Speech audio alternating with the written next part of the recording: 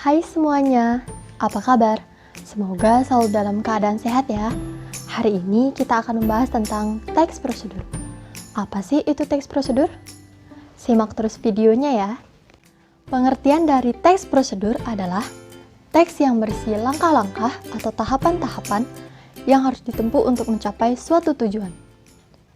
Tujuan dari teks prosedur sendiri adalah menjelaskan kegiatan yang harus dilakukan agar pembaca dapat mengetahui proses membuat sesuatu atau melakukan suatu pekerjaan. Jenis-jenis teks prosedur ada dua. Yang pertama, teks prosedur sederhana. Teks prosedur sederhana biasanya terdiri dari 2 atau 3 langkah-langkah saja. Yang kedua, teks prosedur kompleks. Teks prosedur kompleks biasanya mencakup banyak langkah-langkah. Selanjutnya ada ciri-ciri teks prosedur. Ciri-ciri yang pertama, judul ditulis secara jelas. Yang kedua, langkah-langkah kerja dipaparkan secara urut. Yang ketiga, langkah kerja satu dengan yang lainnya koheren. Yang keempat, bersifat informatif. Yang kelima, dipaparkan secara terperinci.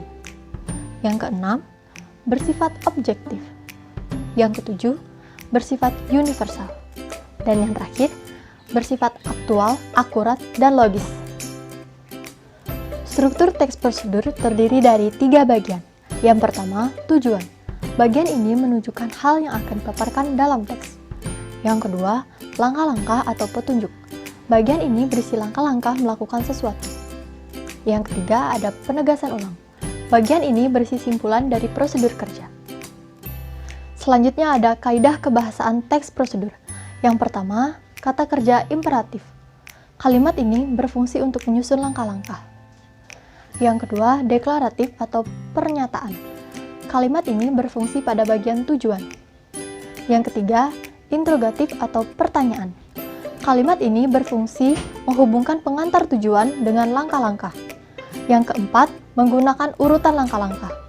Yang kelima, menggunakan nomina dan partisipan seperti Anda, kita, dan disesuaikan dengan konteks. Yang keenam, menggunakan verba atau kata kerja seperti memotong, membaca, menulis, dan sebagainya. Yang ketujuh, menggunakan konjungsi seperti pertama, kedua, ketiga, setelah itu, kemudian, dan sesudah itu.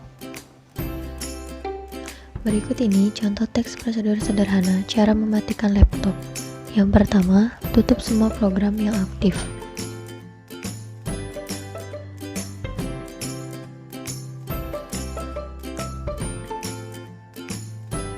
Yang kedua, pilih icon start pada pojok kiri bawah, lalu pilih power dan klik shutdown.